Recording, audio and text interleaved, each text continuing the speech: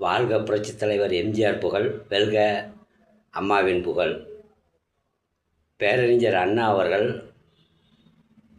2 ஆண்டு காலம்தான் ஆட்சி செய்தார்கள். பல நல்ல திட்டங்களை கொண்டு வந்து மக்களுக்காக இன்றளவும் நிலைத்து நிற்கக்கூடிய, புகழோடு நிலைத்து நிற்கக்கூடிய பேரறிஞர் அண்ணா அவர்கள் 2 ஆண்டுகள் தான் நல்ல ஆட்சியை கொடுத்தார்கள். அதனால்தான் அவர் இன்றையும் அவர் பெயர் நிலைத்து நிற்கிறது. அதுபோல தான் மதிப்பிற்குரிய அண்ணன் எடப்பாடி பழனிசாமி அவர்கள் 4 ஆண்டுகள் தனக்கு கிடைத்த 4 ஆண்டுகளையும் தாய்ப்புலி 8 அடி பாய்ந்தால் குட்டிப்புலி 16 அடி பாயும் என்பதைப் போல 4 ஆண்டுகளும் மிக சாதனையான செயல்களை அண்ணன் எடப்பாடியார்கள் செய்திருக்கின்றார்கள்.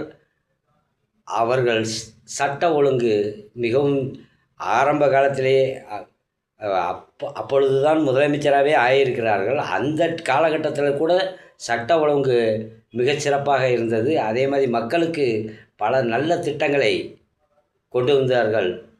அம்மா சொன்ன திட்டங்கள் அனைத்தையும் நிறைவேற்றினார்கள். 75% அம்மா சொன்ன அனைத்து திட்டங்களையும் நிறைவேற்றினார்கள்.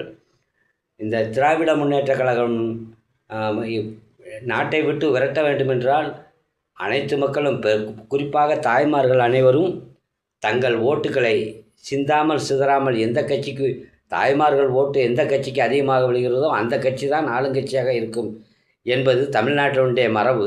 ஆகவே தாய்மார்கள் அனைவரும் ஒரு நிமிடம் சிந்தித்து அண்ணன் எடப்பாடியார் அவர்கள் செய்த சாதனைகளையும் அவர் செய்த செயல்களையும் சிந்தித்து பார்த்து டாக்டர் புரட்சித் தலைவர் எம்ஜிஆர் ஆரம்பித்த இரட்டை இலை சின்னத்திற்கு